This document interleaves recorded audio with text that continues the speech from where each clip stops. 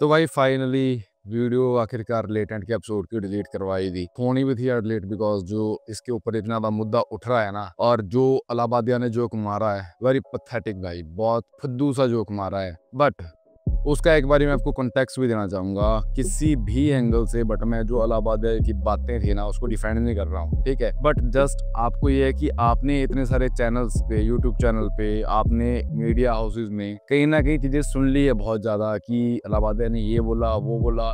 देखने में भी लग रहा है कि यार क्या फुद्दू सी बात कर रहा है, मतलब कोई सोच भी कह सकता है इतनी डिमीनिंग थिंग भाई, मतलब इतनी गंदी चीज कोई कैसे सोच सकता है किसी के बारे में, और बोल कैसे सकता है किसी के साथ ऐसा, वो भी ऐसी स्टेज पे, इंडियाज गॉट टैलेंट पे, ठीक है। और बात रही इंडियाज गॉट टैलेंट की, तो भाई वैसे तो स्टेज ही वैसी है वो, बिकॉज वहाँ पे कुछ भी चलता है, ठीक है। रैंडमली चीजें चलती है और नेचुरल वे में चलती है, रॉ चीज जो रहती है वो वहाँ पे दिखती है, ठीक है। तो एक बारी बात करते हैं इलाहाबादिया के जोक की। तो उसने 2 जोक जो क्रैक किए थे, जो सबसे ज्यादा इस टाइम पे चल रहे हैं आज की न्यूज में, वो जोक थे। जो फर्स्ट एक जोक था, Have you ever thought if you're gay, 2 crore in cash, you'd suck my एक ये जोक था। एक सेकंड ये था जो मेरे को बोलना भी अच्छा नहीं लग रहा है। watch your parents have sex every day for the rest of your life, or would you join in once and stop it forever?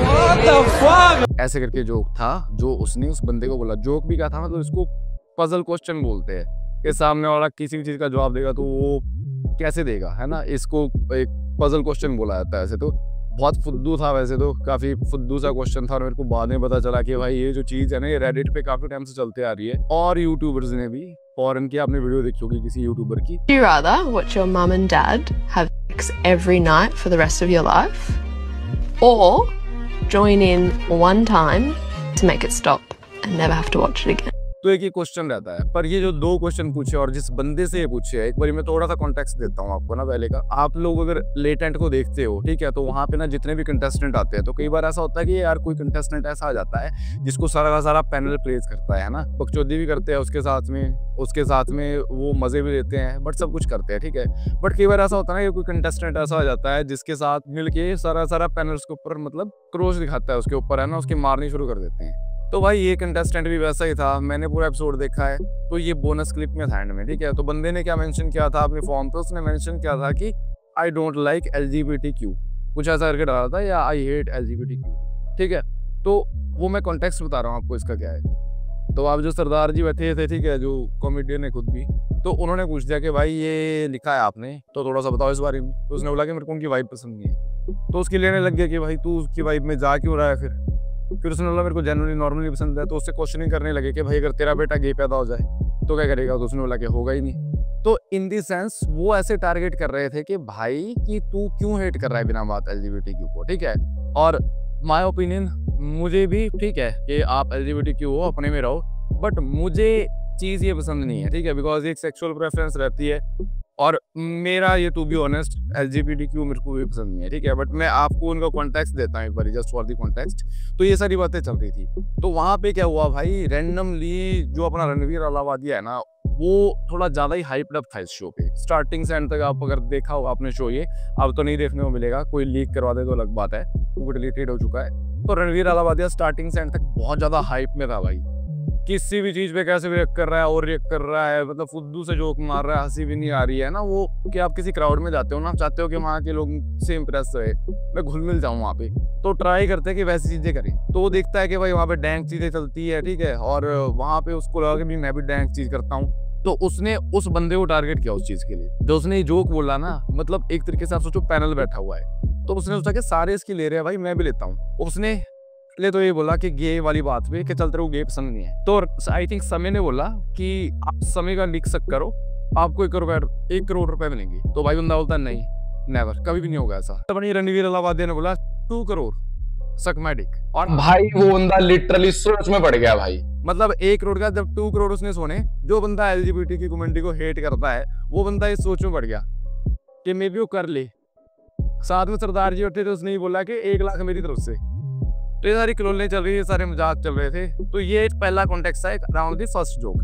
जो सेकंड जोक था आपका इसमें, जो सेकंड थिंग वो आया था कि you have to watch your mom and dad, है ना, जो फुद्दू सी बात थी वो चली, उसने पता नहीं कहाँ से बोली, उसने क्या उसके दिमाग में आई है ना, डैक बनने के लिए, ओवर कूल बनने के लिए। उसका कंटेक्स्ट भी ऑलमोस्ट यही था, जस्टिफिकेशन कोई नहीं, बट मैं कंटेक्स्ट बता रहा हूँ ये क्या चीज थी। और बात यहाँ पे आई यार, ये तो सारी बात हुई कि ये क्या जोक था और क्यों था।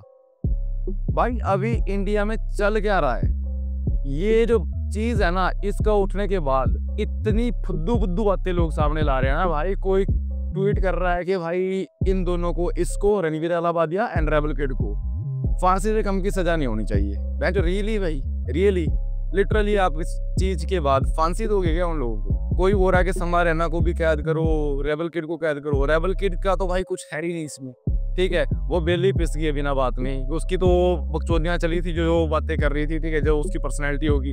सेकंड थिंग उसने बोला था उस बंदे को, जो मैंने लास्ट वीडियो भी बनाई थी, आप वो भी देख सकते हो, जहाँ पे मैंने पूरा रेबल किड वाला इंसिडेंट एक्सप्लेन किया है, ठीक है। मतलब वो वजाइना की बात हो रही थी, क्यों हो रही थी? बिकॉज उस बंदे के सामने वाले की गांड फट चुकी थी, और उस बंदे ने टॉपिक स्टार्ट किया गया था वजाइना में सेंसेशन खत्म हो गया क्या, उस बंदी को बोल रहा था वो, ठीक है। तो मैंने ब्रीफ में बता दिया है, बस ये बताया कि जो बंदी ने किया था ना, उस बंदी ने बहुत सही किया था। लास्ट एपिसोड में आप चेक भी कर सकते हो, जो मैंने लास्ट वीडियो डाली थी उसमें मैंने पूरा एक्सप्लेन किया थॉरोली, ठीक है।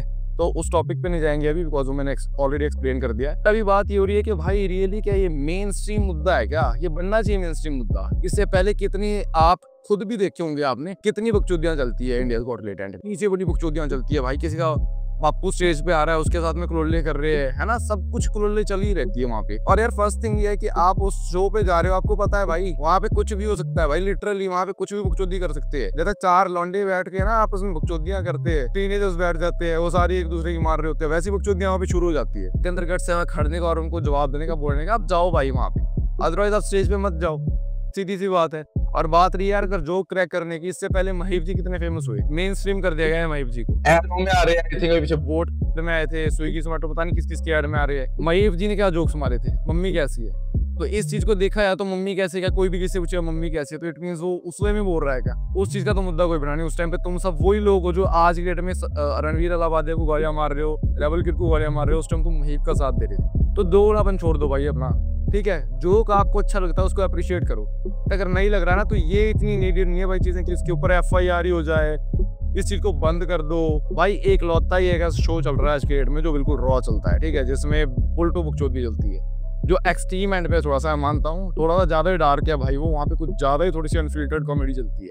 बट भाई तुम्हें भी पता है, तुम भी इंजॉय करते हो, सब इंजॉय करते हैं भाई वो बकचोदियाँ, बिकॉज वो एक रॉनेस जो दिखती है ना वहाँ पे, जो आप daily day to day life में देखते हो।